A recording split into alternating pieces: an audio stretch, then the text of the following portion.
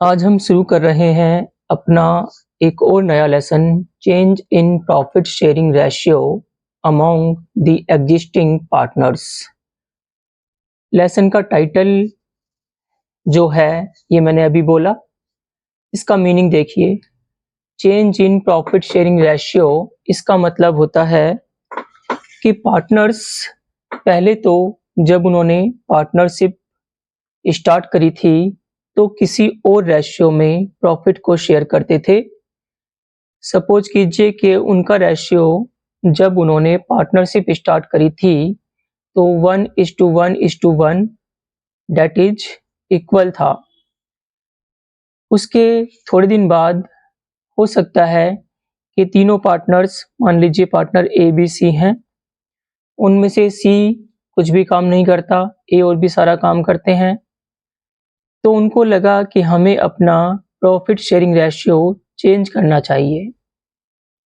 तो उन्होंने अपना प्रॉफिट शेयरिंग रेशियो जो कि पहले बराबर था, अब उन्होंने 3:2:1 ये रख लिया या कुछ और रख लिया। तो ऐसा होने से क्या होगा कि किसी पार्टनर को फायदा होगा और किसी पार्टनर को नुकसान होगा। जो फायदा होगा नहीं, जिस पार्टनर को नुकसान होगा वो पार्टनर फायदे वाले पार्टनर से कुछ बातों को क्लेम करेगा। कुछ बातों को क्लेम करने का मतलब है कि वो कहेंगे कि अब तक हमने सेम रेशियो को शेयर करते हुए पार्टनरशिप को चलाया है, अब क्योंकि मुझे घाटा हो रहा है change in profit sharing ratio के कारण, तो तुम मुझे कंपेंसेट करो बहुत सारी चीज़ों के लिए। किन किन चीज़ों के लिए कंपेंसेट किया जाता है इसको देखिए। अभी हम आगे टॉपिक वाइज बात करेंगे इन पर। अभी देखिए कि लेसन में क्या क्या समझाया गया है। सबसे पहले हमने लेसन में समझना है द कॉन्सेप्ट, ये जो लिखा है स्टडी के, the concept of reconstitution of partnership, यानी कि सबसे पहले आपको रिकॉन्स्टिट्यूशन ऑफ पार्टनरशिप इसका मीनिंग सीखना है। रटना नहीं है, समझना है, और उसके हिसाब से आप लिख भी सकते हैं पेपर में। ऐसा अक्सर पेपर में पूछ लिया जाता है रिकॉन्स्टिट्यूशन ऑफ पार्टनरशिप से, what do you mean by reconstitution of partnership. अगला हमारा टॉपिक है meaning of change in profit sharing ratio among the existing partners, जो कि लेसन का नाम ही है। ये मैंने आपको अभी समझाया भी है कुछ हद तक। उससे आगे आप समझेंगे determination of sacrificing ratio and gaining ratio. ये इस लेसन का थोड़ा मेन मुद्दा है। आगे ट्रीटमेंट ऑफ गुडविल किस तरह से करनी है, accumulated reserves, profits and losses को किस तरह से ट्रीट करना है, revaluation of assets and reassessment of liabilities कैसे करना है, और सबसे लास्ट में सीखेंगे कि बैलेंस शीट को किस तरह से, जो रिकॉन्स्टिट्यूटेड फॉर्म हो गई उसकी बैलेंस शीट को किस तरह से बनाना है। चलिए अभी मैं आपको इन सब बातों का पहले मीनिंग ही बताता हूं, उसके बाद क्वेश्चंस करेंगे। रिकॉन्स्टिट्यूशन ऑफ पार्टनरशिप का मतलब होता है कि पार्टनरशिप दोबारा से बनी है। दोबारा से बनने का मतलब होता है कि पार्टनरशिप में बहुत सारे चेंजेस आए हैं, या फिर प्रॉफिट शेयरिंग रेशियो चेंज हुआ है, या फिर कोई पार्टनर चला गया है। जैसे कि मान लीजिए अगर किसी पार्टनर की रिटायरमेंट हो गई है या फिर किसी पार्टनर की डेथ हो गई है, तो ऐसा होने से पार्टनरशिप में बहुत सारे चेंजेस आते हैं। देखिए रिकॉन्स्टिट्यूशन होता क्या है, रिकॉन्स्टिट्यूशन होता है simply change in profit sharing ratio. Reconstitution बहुत वेरियस कारणों से हो सकता है, परंतु इसका सिंपल मीनिंग होता है कि हमारा प्रॉफिट शेयरिंग रेशियो चेंज हो गया। प्रॉफिट शेयरिंग रेशियो चेंज होने का मतलब होता है कि मान लीजिए पार्टनर का एडमिशन हो रहा है, नए पार्टनर का। जब नए पार्टनर का एडमिशन होता है तब भी change in profit sharing ratio होता है। अगर किसी पार्टनर की डेथ हो गई या फिर कोई पार्टनर रिटायर हो गया तब भी हमारा रेशियो चेंज हो गया। तो जब भी रेशियो चेंज होएगा, और लास्ट कारण हो सकता है कि अमेलगेमेशन ऑफ टू और मोर फर्म्स। अगर दो पार्टनरशिप फर्म हैं, दोनों मान लो वीक चल रही हैं, यानी कि उनका बिजनेस अच्छा नहीं चल रहा है, लेकिन वो डिसाइड करती हैं कि आपस में दोनों मर्ज हो जाएं, इसी चीज को हम कहेंगे अमेलगेमेशन। और जब इस तरह से कंपनियां इस तरह से जब फर्म्स आपस में, हम यहाँ पे फर्म की बात कर रहे हैं, पार्टनरशिप फर्म की, ऐसे कंपनियों में भी ऐसा होता है। तो जब इस तरह से फर्म्स जो हैं आपस में मर्ज हो जाती हैं, तो तब भी रेशियो चेंज हो जाता है कि पहले कुछ और रेशियो था। पहले मान लो एक एक फर्म में 3 पार्टनर थे, दूसरी फर्म में 2 पार्टनर थे, दोनों फर्म आपस में मिल गई, तो अब 5 फर्म वाली एक नई पार्टनरशिप बनी है, तो उनका रेशियो कुछ और होगा। क्योंकि 5 जब पहले प्रॉफिट को 3 जने शेयर करते थे, 2 जने शेयर करते थे, अब 5 जने शेयर करेंगे। तो इस तरह से अलग-अलग केस में, दोबारा से ढंग से सुनिए, कि पार्टनरशिप फर्म का रेशियो जब भी चेंज होगा, उसी को हम बोलेंगे reconstitution of partnership. Partnership reconstitution कब कब हो सकता है? अगर एडमिशन हो, या फिर रिटायरमेंट हो, या फिर डेथ हो, या फिर अमेलगेमेशन ऑफ टू और मोर फर्म्स हो। जब 2 या 2 से ज्यादा फर्म आपस में अमेलगेमेट हो जाती हैं, तब भी रिकॉन्स्टिट्यूशन होता है। इसको हम रीफॉर्मेशन ऑफ पार्टनरशिप भी कह सकते हैं, यानी कि हमारी पार्टनरशिप एक तरह से नए सिरे से बनी है, यानी कि दोबारा से बनी है। इसकी डेफिनेशन अभी मैं आपको बोर्ड पे दिखाता हूँ, मीनिंग आपको शायद क्लियर हो गया होगा। दोबारा से सुनिए, जब भी पार्टनरशिप में पार्टनरशिप अग्रीमेंट के जो टर्म्स होते हैं, यानी कि change in profit sharing ratio होगा, चेंज पार्टनरशिप अग्रीमेंट के जो टर्म्स होते हैं, टर्म्स का मतलब बहुत सारी बातें होती हैं, लेकिन मेन जो है change in profit sharing ratio, अगर वो चेंज होता है तो हम बोलेंगे कि पार्टनरशिप जो है दोबारा से रिकॉन्स्टिट्यूट हुई है। और ये सब हो सकता है एडमिशन पर, रिटायरमेंट पर, डेथ पर, और अमेलगेमेशन ऑफ टू और मोर पार्टनरशिप फर्म्स। चलिए आगे इसकी डेफिनेशन देखते हैं। चलिए अब डेफिनेशन वाइज समझिए।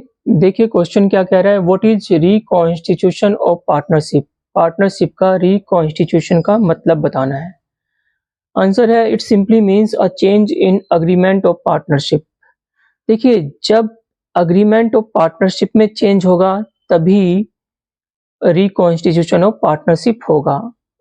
अब ये जरूरी नहीं है, मान लीजिए कि इसमें इस बात को नोट करना जरूरी है, यही इसका आंसर है, a change in the agreement of partnership. Partnership के अग्रीमेंट में चेंज आ जाए तो हम कहेंगे कि वो रिकॉन्स्टिट्यूशन ऑफ पार्टनरशिप है। भले ही इसमें रेशियो भी सेम रहे, मान लीजिए कि पहले किसी पार्टनरशिप में 3 पार्टनर राम, शाम, मोहन थे, और अब मोहन चला गया, लेकिन मोहन के बदले में कोई दूसरा पार्टनर, मान लीजिए मोहन के बदले में मीना आ गई। तो मोहन के बदले में अगर मीना आ गई, और रेशियो पहले भी मान लो उनका 1:1:1 था, और अभी भी 1:1:1 है, तो क्या ये change in profit sharing ratio है? हम कहेंगे कि ये change in profit sharing ratio तो नहीं है। फिर क्या ये रिकॉन्स्टिट्यूशन ऑफ पार्टनरशिप है? अब इसका आंसर तो होगा कि हाँ, पार्टनरशिप तो नहीं बनी है, क्योंकि पार्टनरशिप के टर्म्स चेंज हुए हैं। क्योंकि पार्टनरशिप के टर्म्स जो है, change in the agreement of partnership, change in the terms of partnership, अगर ऐसा कुछ भी हो जाए तो हम बोलेंगे कि वो रिकॉन्स्टिट्यूशन ऑफ पार्टनरशिप है। इसलिए इसके आंसर में मेन फोकस है a change in the agreement of partnership. अगर अग्रीमेंट में हम कुछ भी चेंज करेंगे तो उसे रिकॉन्स्टिट्यूशन ऑफ पार्टनरशिप कहा जाएगा। रिकॉन्स्टिट्यूशन ऑफ पार्टनरशिप होने पर mainly profit sharing ratio change होता ही है, लेकिन ऐसा जरूरी नहीं है कि हमेशा प्रॉफिट शेयरिंग रेशियो चेंज हो। कुछ केस ऐसे भी हो सकते हैं जिसमें प्रॉफिट शेयरिंग रेशियो तो चेंज नहीं हुआ, लेकिन फिर भी वो रिकॉन्स्टिट्यूशन ऑफ पार्टनरशिप फर्म है, जैसे कि मैंने अभी एग्जांपल दिया था। तो आप इतना लिखने के बाद आगे लिख सकते हैं, it may occur due to various reasons like admission और retirement of partner, death of partner, और amalgamation of 2 or more partnership firms। And इसके आगे एक बात और लिखिए, और change in profit sharing ratio. तो इसमें आएगा और change in profit sharing ratio, change in profit sharing ratio, यानी कि अगर प्रॉफिट शेयरिंग रेशियो चेंज हो गया, उसके कारण भी हम कहेंगे कि there is reconstitution of partnership firm. चलिए एग्जाम्पल समझने से पहले एक बात और समझनी है। हमारा इस बुक का पहला टॉपिक है change in profit sharing ratio among the partners. पहले इन्होंने यही समझाया हुआ है, तो कुछ एग्जाम्पल कराऊंगा मैं, उससे पहले इस बात को क्लियर कर लीजिए।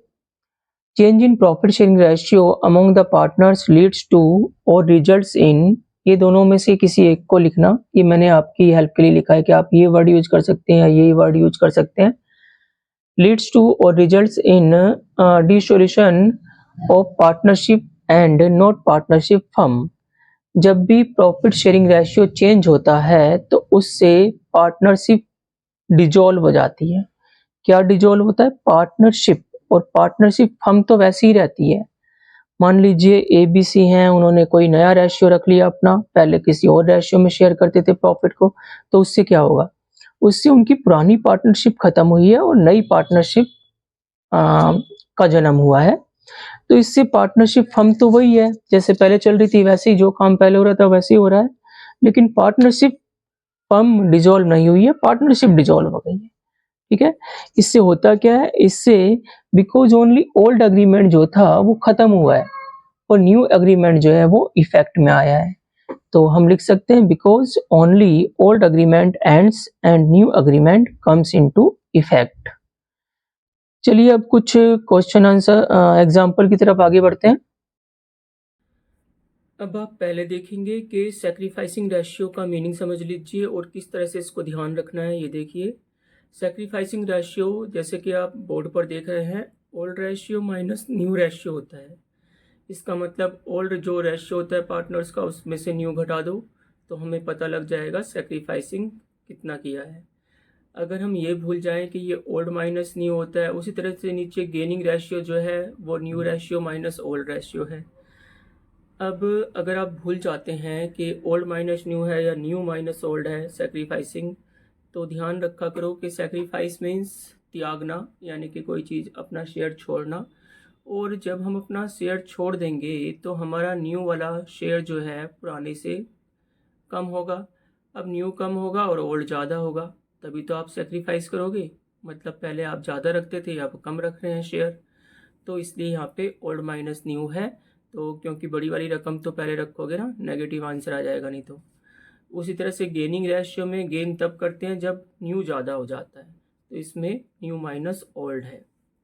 अच्छा, अब किसी किसी क्वेश्चन में ये बोलेंगे कि सेक्रीफाइस और गेन रेशियो निकालो, सेक्रीफाइस एंड गेनिंग रेशियो, जैसे कि इलस्ट्रेशन 1 अभी मैं आपको बता रहा हूँ।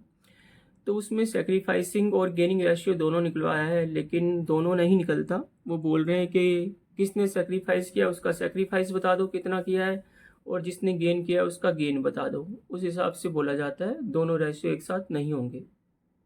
दोनों रेशियो कभी तभी एक साथ होंगे जब, मतलब रेशियो उस सेंस में नहीं होंगे, इस सेंस में होंगे कि एक पार्टनर का इतना एक या एक से ज़्यादा पार्टनर्स ने इतना लॉस किया है, एक या एक से ज़्यादा पार्टनर ने इतना गेन किया है। अब ये इलस्ट्रेशन 1 देखिए, अमित और सुमित पार्टनर्स हैं, फर्म में 2 और 1 के रेशियो में शेयर कर रहे हैं। It was decided by them to share profits equally with effect from 1st April 2022. WEF WEF का मतलब होता है with effect from, यानी कि इस डेट से उनका जो रेशियो है जो कि चेंज हुआ है वो लागू होता है। Calculate the sacrificing and gaining ratio. अब यहाँ पे दो ही जने हैं, तो रेशियो जो है इस सेंस में नहीं निकलेगा कि पार्टनर ने सेक्रीफाइस किया 3:2 में या गेन किया 5:8 में, ऐसे नहीं निकलेगा। इस तरह से बताया जाएगा जैसे इन्होंने बताया है कि अमित ने सेक्रीफाइस किया 1/6 और सुमित ने सेक्रीफाइस गेन किया 1/6। देखिए, इसको करने के लिए आप इन्होंने जैसे लिखा है sacrificed share profit share equal to old minus new, यानी कि ये ओल्ड में से न्यू माइनस कर रहे हैं और आगे इन्होंने लिख दिया है सैक्रिफाइस्ड प्रॉफिट शेयर। लेकिन हमें तो ये नहीं पता ना कि ये सैक्रिफाइस ही करेगा कोई या गेन ही करेगा, तो आप सैक्रिफाइस्ड प्रॉफिट शेयर ना लिख के इसको लिखा करेंगे कैलकुलेशन ऑफ सैक्रिफाइस और gain old ratio minus new ratio. अभी बोर्ड पे करके दिखा रहा हूँ, उस तरह से देखना। देखिए इसकी कैलकुलेशन किस तरह से की जाती है। पहले आप लिखिए कैलकुलेशन ऑफ सैक्रिफाइस और गेन। आपने दोनों ही चीज़ लिख दी है, सैक्रिफाइस और गेन, मतलब कुछ भी आ सकता है, हमें नहीं पता कि हम पहले सैक्रिफाइस ही आएगा या गेन ही आएगा। उसके बाद old share minus new share कर दिया, तो ओल्ड शेयर और न्यू शेयर को माइनस करने से जो पॉजिटिव आंसर आएगा वो सैक्रिफाइस होगा और जो नेगेटिव आंसर आएगा वो गेन होगा। ऐसा क्यों है? ऐसा इसलिए है क्योंकि पॉजिटिव आंसर तब आएगा जब आपका ओल्ड बड़ा होगा न्यू कम होगा, ओल्ड बड़ा होगा न्यू कम होगा। अगर न्यू कम होगा तो हम सैक्रिफाइस कर रहे हैं। उसी तरह से उल्टा, अगर नेगेटिव आंसर आ रहा है तो इसका मतलब न्यू बड़ा है, क्योंकि जब दूसरी वाली रकम बड़ी होगी तभी तो नेगेटिव आंसर आएगा, और न्यू बड़ा होने का मतलब आप गेन कर रहे हैं। तो ध्यान रखिए, इस तरह के सवालों में माइनस का मतलब गेन होता है और प्लस का मतलब सेक्रीफाइस होता है। अगर किसी का आंसर माइनस में आ रहा है तो उल्टा सोचना होता है कि वो गेन कर रहा है। चलिए दूसरे इलस्ट्रेशन को देखते हैं। ये दूसरे इलस्ट्रेशन में बोल रहे हैं कि Lalit, Mukul and Chetan partners हैं, इक्वली प्रॉफिट शेयर कर रहे हैं, यानी कि 1:1:1 इनका रेशियो है। उसके बाद है it was decided that in future Chetan को 1/5 शेयर मिलेगा। मतलब कि रेशियो चेंज कर रहे हैं और ये डिसाइड कर रहे हैं कि चेतन जो है फ्यूचर में, अभी तो उसका 1/3 है क्योंकि इक्वल है, 1:1:1। इक्वल का मतलब यही होता है 1:1:1, क्योंकि 3 पार्टनर हैं। तो पहले तो वो 1/3 लेता था, अब वो 1/5 लेगा, यानी कि पहले 3 हिस्सों में से एक हिस्सा लेता था, 5 हिस्सों में से एक हिस्सा लेगा। तो कम हो गया है उसका शेयर, तो बाकी दोनों का कितना रहेगा? वो उतना ही रहेगा। उतना रहने का मतलब कि हम टोटल चीज़ को 1 मानते हैं। अब टोटल चीज़ यानी कुछ भी टोटल हो वो 1 होता है। टोटल शेयर जो है वो 1 होगा। अब 1 में से 1/5 यानी कि 5 में से एक हिस्सा तो हटा दिया, बाकी बचेंगे 4 हिस्से। अब 4 हिस्सों में से ललित और मुकुल का कितना कितना रहेगा? इक्वल रहेगा। क्यों रहेगा? क्योंकि क्वेश्चन कुछ नहीं बोल रहा, और जो पुराना रेशियो था उनका, उसी के हिसाब से जो बचा हुआ रेशियो रह जाएगा चेतन को देने के बाद, उसी को वो पुरानी रेशियो में ही शेयर करेंगे। क्वेश्चन ने बोला क्या है, न्यू प्रॉफिट शेयरिंग रेशियो निकाल दो, सैक्रिफाइस और गेन ऑफ पार्टनर्स निकाल दो। ठीक है, तो पता लग रहा है यहाँ पे कि गेन तो कर रहा है चेतन, 1/5 गेन कर रहा है, और सैक्रिफाइस कर रहे हैं मुकुल और ललित, क्योंकि इन्हीं का शेयर चेतन को गया है। किस तरह से आंसर को करेंगे देखिए बोर्ड पर। अब आंसर को देखिए, इसमें टोटल शेयर को हमने 1 ले लिया, यहाँ पे लेट भी लिख सकते हैं, let total share equal to 1, क्योंकि लेट का वैसे तो वो 1 ही होता है, लेकिन लेट इसलिए लिख देते हैं क्योंकि हम यहाँ पे समझा रहे हैं कि भाई मान लिया टोटल 1 है, तो उसमें से चेतन ने इतना ले लिया, बाकी इतना बच गया। तो लेट टोटल शेयर 1। उसके बाद चेतन ने 1/5 लिया था रेशियो चेंज होने के बाद, यानी कि कम हो गया था। देखिए यहाँ पे पहले चेतन का 1/3 था, क्योंकि 1:1:1 था, अब उसका 1/5 हो गया। अब 1/3 ज़्यादा होता है या 1/5 ज़्यादा होता है? थोड़ा सा दिमाग लगाएंगे तो 1/5 ज़्यादा होता है। 1/5 का जब हम क्या बोलते हैं, फ्रैक्शंस को कंपेयर करते हैं तो उल्टा सोचते हैं। इसमें 1/3 और 1/5 में 1/3 इस तरह से है और 1/5 इस तरह से है, उल्टा कंपेयर होता है। ऊपर की रकम बराबर है तो नीचे जो बड़ा है वही छोटा है, नीचे जो छोटा है वही बड़ा है, उल्टी कंपैरिजन होती है इसमें।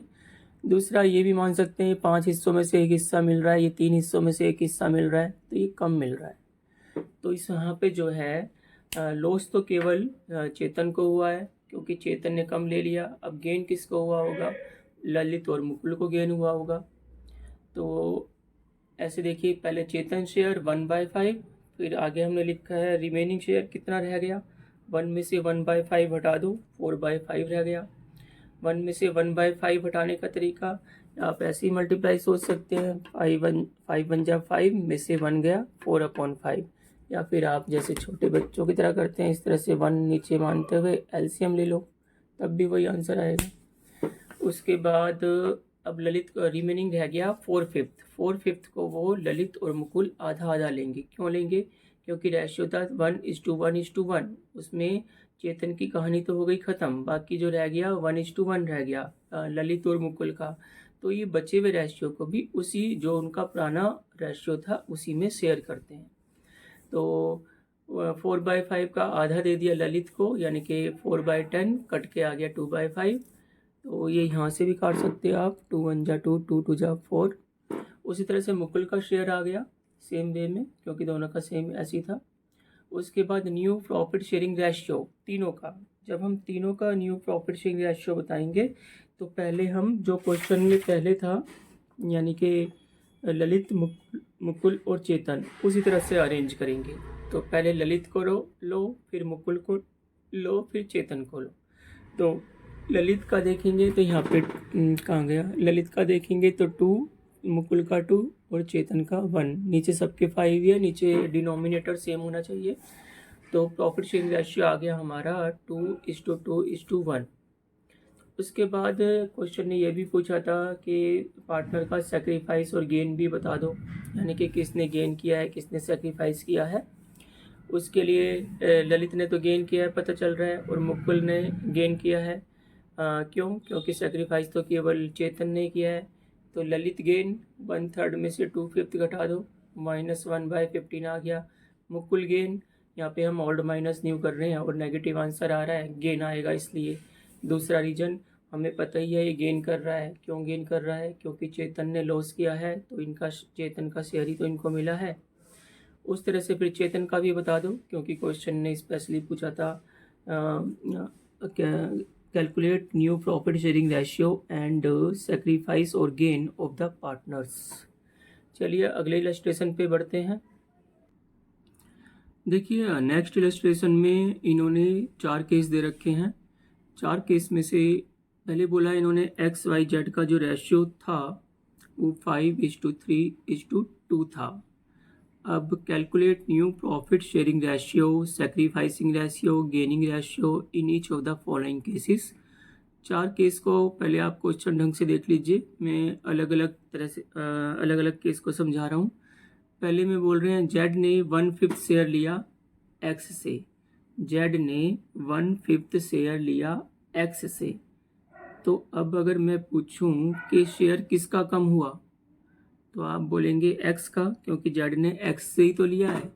और शेयर बढ़ा किसका? जेड का। तो गेन कर रहा है केवल जेड और सेक्रीफाइस कर रहा है केवल एक्स। तो वाई का कुछ भी नहीं हुआ। तो क्वेश्चन में न्यू रेशियो भी निकालना है और गेन ये भी निकालना है। चलिए पहले इलस्ट्रेशन को, पहले पार्ट को देखते हैं। अब आंसर को देखिए, केस 1 लिख दिया पहले। XYZ पहले उनके ओल्ड शेयर लिख दिए 5:10, 5/10, 3/10 और 2/10। उसके बाद लिखिए जेड टेक्स 1/5 फ्रॉम एक्स, क्योंकि क्वेश्चन ने ऐसे कहा था कि जेड जो है 1/5 ले रहा है एक्स से। तो जब ले रहा है तो 1/5 तो 1/5 लेस होएगा। तो 1/5 को हमने चेंज कर लिया 2/10 में। 1/5 को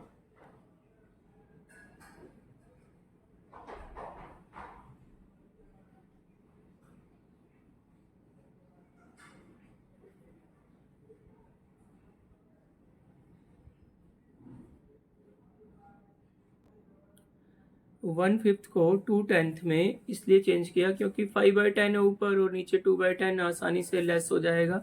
तो इस तरह से अब 1/5 का 2/10 कैसे सोच लोगे? 5 को 2 से मल्टीप्लाई करेंगे 10, 1 को 2 से मल्टीप्लाई करेंगे 2। तो इस तरह से हम उसको सेम डिनोमिनेटर में ले आते हैं। तो ये 2/10 हो गया। उसी तरह से जेड में 1/5 को 2/10 उसमें ऐड दिखा दिया और इसमें लेस दिखा दिया एक्स वाले में। अब 5/10 में अगर 2/10 लेस करोगे तो क्या रह जाएगा, 5 में से 2 गया, 3/10 रह गया।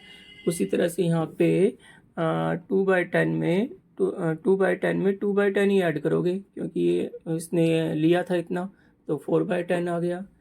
तो इस तरह से न्यू रेशियो ये आ गया। इसका तो ऐसे ही रहेगा, इसमें कुछ कोई नहीं था, और जेड का इतना है, तो फिर लिख दो न्यू प्रॉफिट शेयरिंग रेशियो 3:3:4। फिर यहाँ पे सेक्रीफाइस और गेन भी बताना था, तो बता दिया कि एक्स ने सेक्रीफाइस किया था 1/5, क्योंकि 1/5 लिया गया था एक्स से, और जेड ने गेन किया 1/5। चलिए दूसरे केस को देखते हैं। केस 2 के आंसर को आप इस तरह से कर सकते हैं। पहले old share X Y Z का लिख दिया, फिर जो क्वेश्चन ने कहा था उसको ढंग से एक्सप्लेन कर दिया। Z takes 1/5 equally from X and Y, that is, अब 1/5 ले रहा है, वो इक्वल ले रहा है 1/5। इक्वल का मतलब 1/5 का आधा लेगा एक्स से और 1/5 का आधा लेगा वाई से। तो 1/5 का आधा तो इस तरह से शो करेंगे 1/5 इंटू 1/2 यानी कि 1/10। तो 1/10 एक्स से लेगा, 1/10 वाई से लेगा, इसलिए 1/10 इसमें से माइनस कर दिया, 1/10 इसमें से माइनस कर दिया, और 2/10 उसमें प्लस कर दिया। तो 5/10 में से 1/10 गया तो 4/10। उसी तरह से यहाँ पे 3/10 में से 1/10 गया 2/10, और यहाँ पे 2/10 में 2/10 ऐड कर दिया तो 4/10। तो रेशियो क्या हो जाएगा हमारा, नीचे तो सब में सेम है, तो 4, 2 और 4, 4, 2, 4, इसको 2 से काटेंगे तो 2, ये अगर एक ही रकम से कट जाता है रेशियो तो काट देना चाहिए। तो 2, 1 और 2 का हमारा रेशियो आ गया। सेक्रीफाइस और गेन के बारे में बता दिया। एक्स का सेक्रीफाइस 1/10 था, वाई का सेक्रीफाइस 1/10 था ये रहा, और जेड का गेन, इन दोनों का टोटल, क्योंकि इन दोनों ने इसी को दिया था 2/10 काट के 1/5। हम ऐसे भी बता सकते हैं कि सेक्रीफाइसिंग रेशियो कितना है, 1:1 है। किसका, एक्स और वाई का, क्योंकि दोनों सेक्रीफाइस कर रहे हैं ना। तो ऐसे भी लिख सकते हैं sacrificing ratio between X and Y is 1:1। उससे कोई खास फर्क नहीं पड़ता कि आप इस फॉर्म में आंसर दे देते हैं या वैसे दे देते हैं। चलिए केस 3 को देखते हैं। थर्ड वाला केस आसान है। उसमें बोला कि एक्स जेड ने, जो कहाँ गया, as per agreement X Y Z decide to share the future profit and losses equally, यानी कि हमें न्यू रेशियो दे दिया, ओल्ड रेशियो दे दिया, तो आप उसमें कुछ ज़्यादा खास करना नहीं है, आप इन्हीं की तरह कर लीजिए। ओल्ड शेयर, यहाँ पे ओल्ड शेयर भी लिख सकते हैं, न्यू शेयर भी लिख सकते हैं, प्रॉफिट वर्ड ना लिखें तब भी चलेगा। ओल्ड रेशियो न्यू रेशियो ऐसे भी लिख सकते हैं। तो ये एक्स वाई जेड का ओल्ड और न्यू हो जाएगा, ओल्ड माइनस न्यू कर लिया। आपको पता ही लग गया है कि नेगेटिव होता है तो गेन होता है, और पॉजिटिव होता है तो सेक्रीफाइस होता है। उस तरह से ये गेन और सेक्रीफाइस निकल गया। तो हमने क्या निकालना था, क्वेश्चन में सेक्रीफाइस और गेन ही बताना है, क्योंकि न्यू तो खुद ही दे रखा है क्वेश्चन ने। तो बता दिया कि वाई गेन करता है इतना, जेड गेन करता है इतना, और अगर जेड और वाई के बीच में गेनिंग रेशियो बताना है तो वो आप दोनों को इस तरह से ले लेंगे, वाई का और जेड का गेन कि 130 और 1, ये 130 था, ये 430 है, ये दोनों गेन कर रहे हैं, तो 1 और 4 का रेशियो हो गया। और सेक्रीफाइस तो एक ही कर रहा है, तो उसका तो इस फॉर्म में बताया नहीं जा सकता। तो अगर दो या दो से ज़्यादा पार्टनर गेन या लॉस करते हैं तो हम इस फॉर्म में आंसर दे सकते हैं। लेकिन अगर एक ही गेन या लॉस कर रहा है तो फिर हम ऐसे ही लिखते हैं कि ये इतना 1/30 कर रहा है, या 2 जो भी होता है 2/10 कर रहा है, इसी फॉर्म में दे सकते हैं। फोर्थ वाले केस को भी आप अपने आप ही कर लेना। तो उसमें बोल रहे हैं कि यहाँ पे फोर्थ केस में Z takes 1/5 share of X, और ये थोड़ा सा मैं समझा देता हूँ, उसके बाद आप अपने आप देख लीजिए। Z takes 1/5 share of X and 1/6 share of Y, यानी कि वो एक्स का 1/5 शेयर लेता है।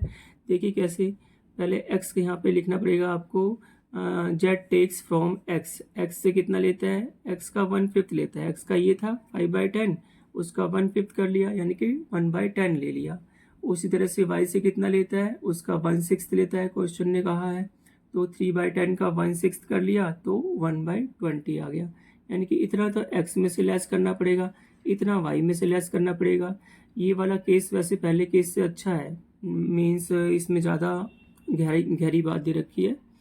तो इसने इतना लिया एक्स से और इतना लिया वाई से, तो कितना ले लिया टोटल, दोनों को ऐड कर दोगे तो ये 3/10 आ जा 1/10 1/10, ये 1/10 और 1/20 एलसीएम वगैरह लोगे तो 3/20 आ जाएगा। तो उसके बाद इनको ऐड और लेस कर दो। टेबल मत बनाना, वैसे ही जैसे मैंने सिखाया है वैसे कर लेना। तो ओल्ड रेशियो, उसके बाद यहाँ पे लिख दोगे गेन और सेक्रीफाइस, ऐड और लेस कर दोगे, इस तरह से न्यू रेशियो आ जाएगा, फिर बता दोगे। नेक्स्ट टॉपिक आपका आता है अकाउंटिंग ऑफ गुडविल। गुडविल के लिए अकाउंटिंग करनी है। यहाँ पे समझा रखा है अकाउंटिंग स्टैंडर्ड 26 AS 26। देखिए, जब आप आगे की पढ़ाई करेंगे कॉमर्स में, यानी कि सीए में इंटर करेंगे या फिर फाइनल करेंगे, तो अकाउंटिंग स्टैंडर्ड्स ही बहुत ज़्यादा सीखने होते हैं और गहराई से सीखने होते हैं, क्योंकि अकाउंटिंग स्टैंडर्ड के बेस से ही अकाउंटिंग की जाती है।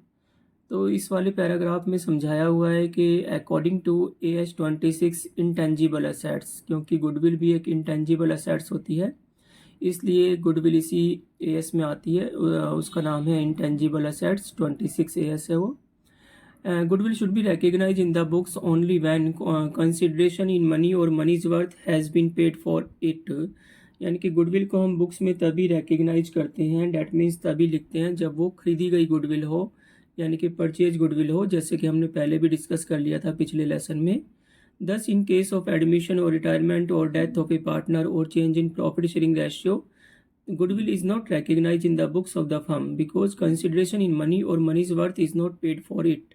इसलिए बोल रहा है कि अगर गुडविल इन केस में हम जब अराइज करते हैं, यानी कि एडमिशन हो, रिटायरमेंट हो, डेथ हो या फिर प्रॉफिट शेयरिंग रेशियो चेंज हो, तो जब अगर हम गुडविल को रेज करते हैं तो उसमें गुडविल को रिकग्नाइज नहीं किया जाता, डेट मीन्स बुक्स में नहीं लिखा जाता। अब बुक्स में नहीं लिखेंगे तो फिर गुडविल को हम किस तरह से शो करेंगे, यानी कि उसका ट्रीटमेंट क्या करेंगे? तो उसका ट्रीटमेंट जो है वो पार्टनर्स के कैपिटल अकाउंट या फिर करंट अकाउंट के थ्रू किया जाता है, जैसा भी केस हो, फ्लक्चुएटिंग कैपिटल का या फिर फिक्स कैपिटल का। चलिए आगे इलस्ट्रेशन और एंट्री देखते हैं। देखिए, अभी हम क्या सीख रहे हैं, अकाउंटिंग ट्रीटमेंट ऑफ गुडविल सीख रहे हैं। कब? जब प्रॉफिट शेयरिंग रेशियो चेंज होता है तब। तो जब प्रॉफिट शेयरिंग रेशियो चेंज होता है तो किसी पार्टनर को घाटा होता है, किसी पार्टनर को फ़ायदा होता है। तो घाटे वाला पार्टनर फ़ायदे वाले पार्टनर से कहता है कि क्योंकि अभी तक हमारा शेयर जो भी था पुराने के हिसाब से, और हमने सबने मिलके पुराने के हिसाब से ही मेहनत करी है, यानी कि हमारा सब चीज़ों पे पुराने रेशियो के हिसाब से हक था। अब क्योंकि रेशियो चेंज हो रहा है तो जो मेहनत हम सब ने मिलके करी है, आगे आने वाले फ्यूचर में तो मुझे कम ये सेक्रीफाइसिंग वाला, तो ये सेक्रीफाइसिंग पार्टनर बोलता है कि फ्यूचर में तो मुझे कम शेयर मिलेगा, इसके लिए आप मुझे अभी तक जो हमने मेहनत करी है उसके लिए गुडविल के लिए कंपेंसेट करो। तो गुडविल के लिए कंपेंसेट करने का मतलब होता है कि अब यहाँ पे गुडविल तो रेज नहीं की जाएगी, जैसे कि हमने अभी पहले डिस्कस किया। तो किस तरह से एडजस्ट किया जाएगा कि जिस पार्टनर को गेन हुआ है उसके तो कैपिटल अकाउंट को डेबिट कर दिया जाएगा, और जिस पार्टनर को लॉस हुआ है उसके कैपिटल अकाउंट को क्रेडिट कर दिया जाएगा। तो इसलिए अगर फ्लक्चुएटिंग कैपिटल सिस्टम है तो फ्लक्चुएटिंग में तो आप कैपिटल अकाउंट को ही यूज करते हैं, तो एंट्री हो जाएगी गेनिंग पार्टनर, यानी कि जो भी होगा, यानी कि जैसे मान लो राम और शाम को गेन हुआ है तो राम और शाम का कैपिटल अकाउंट डेबिट हो जाएगा। ब्रैकेट में देखिए इन जीआर मतलब गेनिंग रेशियो, जो भी उनका गेनिंग रेशियो होगा उसमें उसको डेबिट करेंगे और सेक्रीफाइसिंग को क्रेडिट करेंगे। सिमिलरली अगर वो फिक्स कैपिटल का केस है तो उसमें पार्टनर करंट अकाउंट आ जाएगा, क्योंकि फिक्स कैपिटल में करंट अकाउंट यूज किया जाता है हर चीज़ के लिए। और यहाँ पे नरेशन में आप लिखेंगे adjustment for goodwill on change in profit sharing ratio या on change in profit share. उससे कोई फर्क नहीं पड़ता कि आप प्रॉफिट शेयरिंग रेशियो लिख रहे हैं या प्रॉफिट शेयर लिख रहे हैं। चलिए अब हम गुडविल के कुछ इलस्ट्रेशन देखते हैं। देखिए इस इलस्ट्रेशन में क्या समझाया है, अन्नू और बाला प्रॉफिट शेयर करते हैं 3 और 2 के रेशियो में। फिर विद इफेक्ट फ्रॉम 1 अप्रैल 2022 उन्होंने डिसाइड किया कि वो इक्वली शेयर करेंगे प्रॉफिट को, यानी कि उनका रेशियो हो जाएगा 1:1, दो ही जने हैं। गुडविल को वैल्यू वो कर रहे हैं 50,000। आगे क्वेश्चन कह रहा है pass necessary journal entry for compensating the sacrificing partner. Sacrificing partner को कंपेंसेट करने के लिए कौन करेगा? गेनिंग पार्टनर करेगा, due to change in profit sharing ratio. वो एंट्री कंपेंसेट, अब किस चीज़ के लिए कंपेंसेट करेगा? गुडविल ऊपर दे रखी है, गुडविल के लिए करेगा। तो पहले तो आप कैलकुलेशन ऑफ सेक्रीफाइस और गेन, जो कि आप पिछले टॉपिक में सीखे हैं, ओल्ड में से न्यू माइनस करके उस तरह से पता लगा लेंगे। पता चल रहा है कि अनु ने सेक्रीफाइस किया है, बाला ने गेन किया है, क्योंकि वो नेगेटिव आ रहा है। अब कितने अमाउंट कैसे निकालेंगे? देखिए, अमाउंट निकालना होता है टोटल, उसको कितना सेक्रीफाइस किया है 1/10, कितना गेन किया है 1/10। तो जो टोटल गुडविल है 50,000, वो 50,000 का अमाउंट नहीं आएगा यहाँ पे एंट्री में, 50,000 का 1/10, क्योंकि टोटल तो 1 होता है और उसका 1/10 ही तो उसको लॉस हुआ है। तो वो टोटल 50,000 है, तो उसका 1/10 ही तो कंपेंसेट करवाएगा। तो इसलिए 50,000 का 1/10 से बाला कैपिटल अकाउंट को डेबिट कर दिया और अन्नू कैपिटल अकाउंट को क्रेडिट कर दिया है। वीडियो अगर पसंद आ रही हो तो आप इसको दूसरे बच्चों के साथ शेयर करें, ताकि ज़्यादातर वीडियो में इस तरह से इलस्ट्रेशन सारे नहीं समझाए होते, लेकिन मैं इसमें पूरी बुक को कवर कर रहा हूँ, सारे इलस्ट्रेशन और सारे अनसॉल्व्ड क्वेश्चंस। अनसॉल्व्ड क्वेश्चंस में केवल वो क्वेश्चन छोड़ रहा हूँ जो कि बहुत इजी हैं, और बाकी जिस क्वेश्चन में भी थोड़ा सा भी लॉजिक है या सोचने लायक है तो मैं उसको करा रहा हूँ। इसलिए आप शेयर कीजिए, रिकमेंड कीजिए, ताकि चैनल ग्रो हो। इसमें आपका भी भला है और दूसरों का भी भला है। चलिए अब आगे देखते हैं इलस्ट्रेशन 5। इलस्ट्रेशन 5 भी कोई ज़्यादा गहराई को नहीं रखता। इसमें बोल रहे हैं ग्रीस, मनीष और हरीश पहले प्रॉफिट शेयर कर रहे हैं इक्वली। उसके बाद because of increase business and Manish devoting time more time, क्योंकि बिजनेस बढ़ गया था और मनीष ज़्यादा टाइम दे रहा था। He demanded that his share in the profits be increase, वो चाह रहा है कि उसका प्रॉफिट बढ़ जाए, तो इसलिए उन्होंने नया रेशियो रखा 1:2:1, यानी कि इसका रेशियो पहले 1 था, अब 2 हो गया। इसका हिस्सा बढ़ गया मनीष का, क्योंकि वो ज़्यादा काम कर रहा था और क्योंकि बिजनेस बढ़ गया है। तो अब उन्होंने गुडविल को वैल्यू करने की सोचा, और गुडविल को वैल्यू करने के लिए उन्होंने बोल दिया कि 2 ईयर्स परचेज पे की जाएगी, एवरेज लास्ट 5 ईयर्स पे। तो पहले जिस तरह से गुडविल के लेसन में गुडविल निकालना सीखा है, अगर आपको गुडविल अभी तक निकालनी नहीं आती तो पिछली गुडविल की वीडियोस देख लीजिए। तो पहले आपने आसानी से यहाँ पे गुडविल काउंट कर ली है क्वेश्चन में, गुडविल उसी तरह से एवरेज करके। इसमें आपको ध्यान देना होगा कि जो लॉस होता है, लॉस को माइनस कर दिया जाता है। तो इस तरह से एवरेज प्रॉफिट आ गया 3,60,000, उसको 2 से 2 ईयर्स पे लाना था, 7,20,000 हमारा आंसर आ गया है गुडविल का। उसके बाद आप कैलकुलेशन ऑफ लो सेक्रीफाइस और गेन करोगे। तो कैलकुलेशन ऑफ सेक्रीफाइस और गेन ये कर रखा है ओल्ड में से न्यू माइनस करके, ये बिल्कुल सेम वैसे ही है जैसे अभी सीखा है। तो पता चल रहा है कि मनीष को 2/12 का गेन हो रहा है, क्योंकि उसी का शेयर ज़्यादा किया गया था, और इनको 1/12 का लॉस हो रहा है। तो कितना कंपेंसेट करना है? पूरा गुडविल नहीं, पूरी गुडविल निकली थी 7,50,000 की। आप 7,50,000 का, देखिए नीचे दिखा रखा है, 7,50,000 का 2/12 करेंगे मनीष के लिए, और उसका 1/12 दोनों कंपेंसेट करेंगे, क्योंकि जिसका जितना गेन या जिसका जितना लॉस होता है, केवल टोटल गुडविल में से उतना ही अमाउंट लिया जाता है। उतना ही अमाउंट इसलिए लिया जाता है क्योंकि टोटल गुडविल में से जितना हमें फ़ायदा हुआ है, हम उसी के लिए तो कंपेंसेट करेंगे, टोटल के लिए थोड़े करेंगे। तो इसलिए टोटल गुडविल यहाँ पे 7,20,000 निकला है। उसका 1/12 60,000 और 2/12 120 आ रहा है। तो यहाँ पे 120 से मनीष को डेबिट किया गया, क्योंकि इसको गेन हो रहा था, और ये ग्रीस और हरीश को कंपेंसेट करेगा 60,000। Narration adjustment of goodwill among partners on change in profit sharing ratio. आप नरेशन को बहुत ही हाई फाई भी लिख सकते हैं और नहीं लिख सकते, तो आपकी मर्जी है, वैसे ही लिखो, सिंपल लिख दो, adjustment for goodwill on change in profit sharing ratio या on change in profit share. चलिए अगले टॉपिक की तरफ बढ़ते हैं। देखिए अगले टॉपिक में क्या है, अकाउंटिंग ऑफ एग्जिस्टिंग गुडविल, यानी कि जो पहले से गुडविल एग्जिस्ट कर रही है, यानी कि बुक्स में बैलेंस शीट में पहले से ही गुडविल दे रखा है। जैसे कि मैंने कैपिटल एम्प्लॉयड की कॉन्सेप्ट समझाई थी, उसमें बैलेंस शीट में गुडविल थी। तो उस गुडविल का हम क्या करें, क्योंकि यहाँ पे तो गुडविल नई वैल्यू की जा रही है। अब नई वैल्यू के हिसाब से सेक्रीफाइसिंग पार्टनर कंपेंसेट करवा रहा है अपने आप को। तो पुरानी गुडविल का क्या करें? पुरानी गुडविल को राइट ऑफ कर दिया जाता है। राइट ऑफ करने का मतलब ख़त्म कर दिया जाता है ओल्ड रेशियो में ही। ओल्ड रेशियो में इसलिए किया जाता है क्योंकि सारी ओल्ड चीज़ें ओल्ड रेशियो से ही बिलोंग करती हैं। क्योंकि जब पहले एग्रीमेंट हुआ था तो ओल्ड रेशियो के हिसाब से सारी चीज़ें रखी गई थी। तो पार्टनर्स का पुरानी चीज़ों पर ओल्ड रेशियो में ही हक होता है। इसलिए गुडविल को ओल्ड रेशियो में राइट ऑफ कर देते हैं। राइट ऑफ करने का मतलब है गुडविल को ख़त्म कर देते हैं।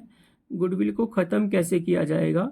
देखिए, गुडविल होती है असेट साइड और उसके लाइबिलिटी में साइड होती है, पार्टनर्स होते हैं, जनरल रिजर्व वगैरह या दूसरे रिजर्व होते हैं, प्रॉफिट होता है, इस तरह से। तो अगर असेट साइड की कोई चीज़ ख़त्म करेंगे, तो अगर असेट साइड की कोई चीज़ ख़त्म करनी होती है तो असेट डेबिट नेचर की होती है तो उसको क्रेडिट करना पड़ता है। और लाइबिलिटी साइड की किसी चीज़ को ख़त्म करना पड़ता है तो लाइबिलिटी क्योंकि क्रेडिट होती है इसलिए उसको डेबिट करना पड़ता है। ये टॉपिक हम अगले वीडियो में समझेंगे क्योंकि ये वीडियो ऑलरेडी ज़्यादा बड़ी हो गई है। तो आगे का पार्ट आगे की वीडियो में। तब तक के लिए आप इसको पढ़िए, समझिए और चैनल को शेयर कीजिए।